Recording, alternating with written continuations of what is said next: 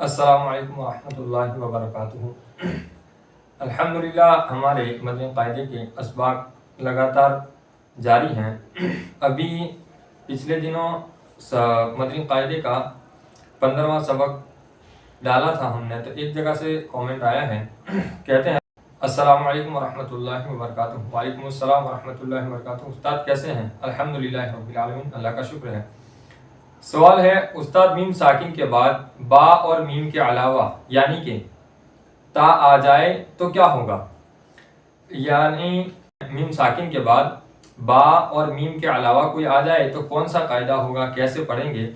حالانکہ اس کی مثال میں نے سبق کے اندر بھی دی تھی، 15واں سبق جو پڑھا تھا میم ساکن کے قواعد جو بیان کیے تھے اس کے اندر مثال دی تھی۔ تو آج سوال کیا تو پھر سے انشاءاللہ تبارک و تعالیٰ اس کو اچھی طرح ہم سمجھ لیتے ہیں۔ دیکھیے کہتے ہیں کہ میم ساکین کے بعد با اور میم کے علاوہ کوئی حرف آ جائے تو کیا ہوگا۔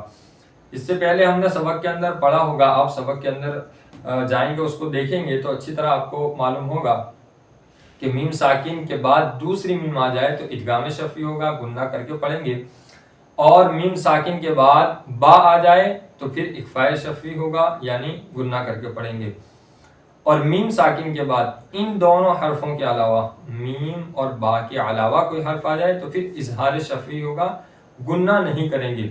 اس کی مثالیں میں انشاءاللہ یہاں پیچھے اسکرین پر بھی لکھ دوں گا تاکہ آپ اچھی طرح سمجھ سکو۔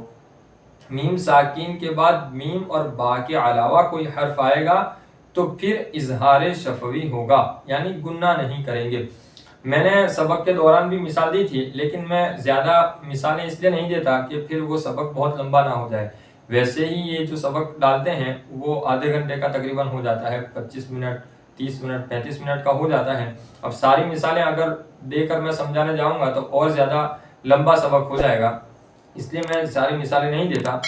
پھر میں نے ایک دو مثالیں تو دی ہے، پھر یہاں ایک دو مثالیں اور دے دیتا ہوں کہ میم ساکن کے بعد با اور میم آ جائے تو اظہار شفوی ہوگا، جیسے علم ترو، تو علم ترو میں میم ساکن ہے، اس کے بعد تا ہے، اور سوال بھی وہی ہے کہ میم ساکن کے بعد با اور میم کے علاوہ یعنی تا آ جائے تو کیا ہوگا، تو کہا تا آ جانے کے بعد تا اگر آ جائے گا تو پھر اظہار شفوی ہوگا یعنی گنہ نہیں کریں گے۔ جیسے علم ترو تو میم ساکن ہے، اس کے بعد با بھی نہیں اور میم بھی نہیں بلکہ تا ہے، تو یہاں اظہار شفوی ہوگا، گنہ نہیں کریں گے۔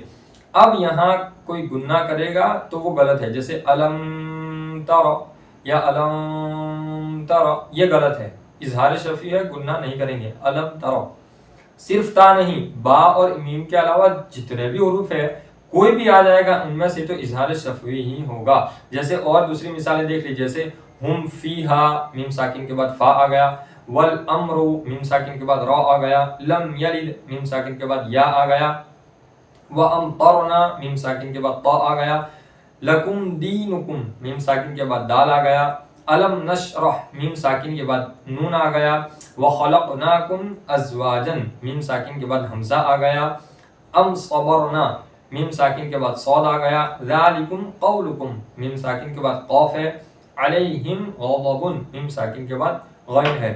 تو میم ساکن کے بعد با اور میم کے علاوہ جتنے بھی حروف آئیں گے تو پھر اظہار شفوی ہوگا یعنی گنہ نہیں کریں گے۔ ٹھیک ہے، انشاءاللہ تبارک و تعالیٰ امید ہے کہ آپ اس کو سمجھ گئے ہوں گے، اور آپ کا یہ سوال دیکھ کر مجھے بڑی خوشی ہوئی الحمدللہ کہ آپ لوگ صرف اس سبق کو بطور رسم نہیں دیکھتے بلکہ اس کو سمجھنے کی بھی کوشش کرتے ہیں، تو اس بات سے بڑی خوشی ہوئی کہ آپ سمجھ کر پڑھتے ہیں۔ اللہ تعالیٰ ہم تمام کو صحیح معنوں میں کلام پاک کے قواعد کو سیکھنے، سمجھنے اور ان پر عمل کرنے کی توفیق عطا فرمائے۔ السلام علیکم ورحمۃ اللہ وبرکاتہ۔